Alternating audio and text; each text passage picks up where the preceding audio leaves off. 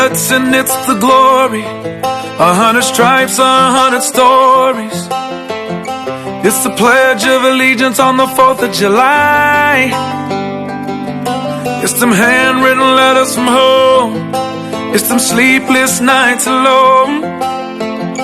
It's his newborn baby he left with his wife. Mr. Red, White, and Blue.